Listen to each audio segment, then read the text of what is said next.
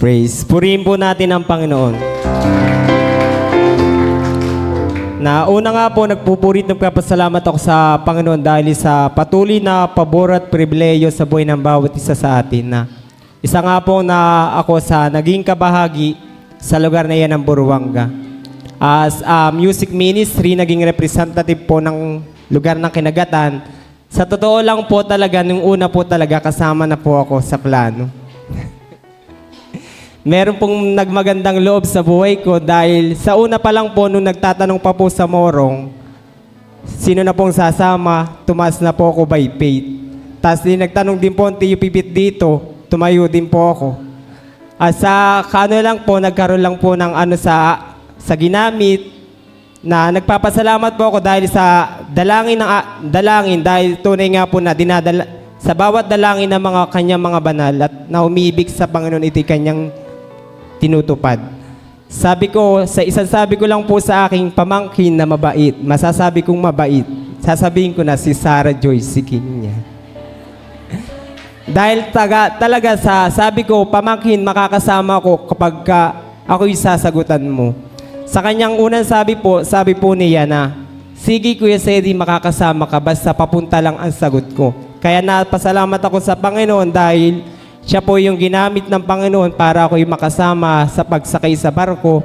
Although na may kulang po, subalit ang Diyos po ang nagpuno.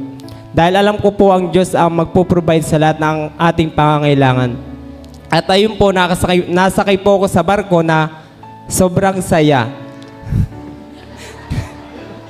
Sobrang saya na may halong takot po dahil for the first time in my life of my history, dahil sabi ko, bago lang po ako masasakay ng barko dahil ayun po naranasan namin ng mga Kuya Irving na kahit po siya ay sanay na rin po sumakay. Sabi po ng Kuya Irving, para tayong tataob yata din sa barko. Ayun po, dinadaya po kami ng kaaway, subalit kontrolado naman po ng Panginoon. Umunos po ng alauna hanggang alas 3 po. Tapos balakas po ng hangin. Kahit nasa third na po kami ng taas, naabot pa rin po ng tubig, umaabot po. Subalit salamat po sa Panginoon dahil naingatan po ang buhay ng bawat isa sa amin. Nakarating kami ng matiwasay, payapa at ang pag-iingat ng Diyos ay sumamin. Purihin natin ang Panginoon.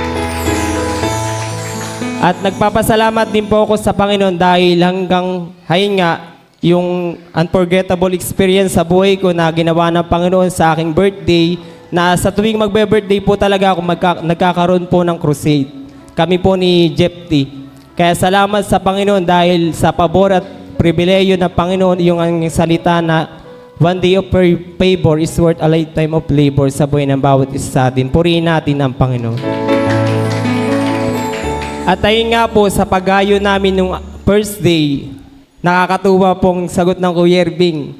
Matapang na sinagot si Daniel, sabi Itay, hahayo ka ba talaga? Oo, hahayo ako. Kaya nga tayo narito para gawin ang kalooban ng Panginoon ay. Kaya salamat dahil sa ganung sagot ng Kuya Irving, nakita ko ang pagsunod din niya talaga ay nasa puso, na hindi tayo nakatingin sa anumang ating kainaan o kakayanan. Subalit ang Diyos ay nag-uutos at utos, bilin at bilin sa buhay ng bawat isa sa atin. Purihin natin ang Panginoon. At sa unang araw nga po namin paggayo, nahayuan po namin si Nanay Nita Dumalog.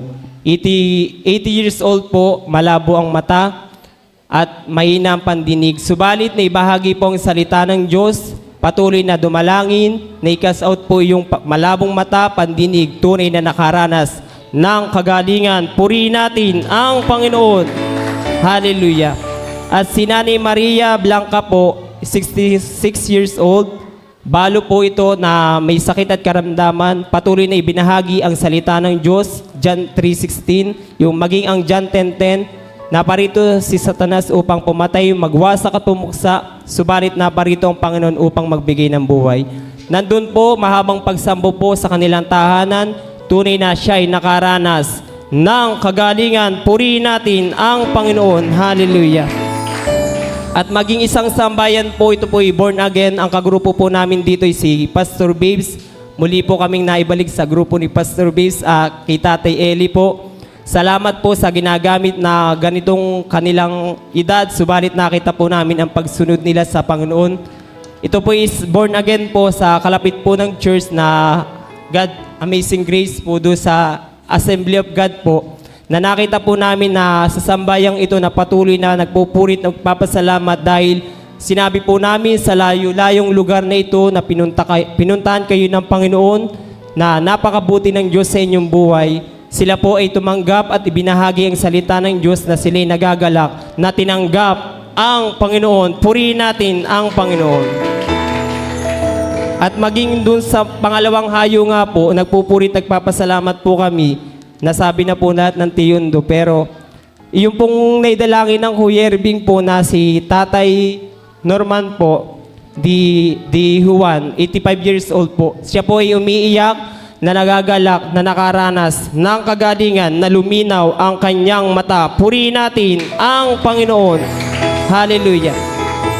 At maging yung pong sinasabi ng tiyundo na si Precious po, may rheumatic heart disease po, na siya po ay, ang symptoms po niya kapag po daw siya ay kumakain ng mga chocolate, tapos maging sobrang saya po, ang kanyang pong symptoms ay bawal pong maging masaya, bawal kumain ng chocolate, parang gaya po ng kay Ajoy po. Kaya po siya po ay nagpapasalamat sa Panginoon dahil sa ganong uri ng pagpapahayag na salita ng Diyos, naranasan niya ang pagluwa na siya'y galak na tinanggap ang kagalingan. Purihin natin ang Panginoon. Hallelujah.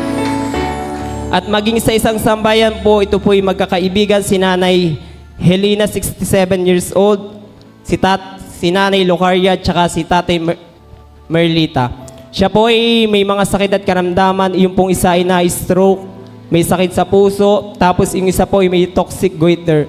Patuloy pong naibinahagi ang salita ng Diyos. Sila po ay galak na sabi nila, salamat sa Diyos na patuloy na sila'y inalala ng Panginoon. Nakita nila ang kabutihan ng Panginoon sa kanilang buhay, na tunay na tinanggap nila ang kagalingan at sila'y kinikilabutan at naranasan nila ang presensya ng Panginoon. Purihin natin ang Panginoon. Hallelujah. Kaya salamat po sa Panginoon dahil sa patuloy na pabor at pribileyo na hindi ko in-expect na ako'y makakasama, subalit iba ang ginawa ng Diyos sa aking buhay. Subalit na nakita ko na utos at utos, bilin at bilin, na alam ko, God is our rewarder sa buhay ng bawat isa sa atin. Sa mga bawat nagasik, nag-send someone in our place, God is a multiply of our seed sown sa buhay ng bawat isa sa atin. Ang Diyos ang magbibigay ng reward sa buhay ng bawat isa. To God be all the glory. Purihin natin ang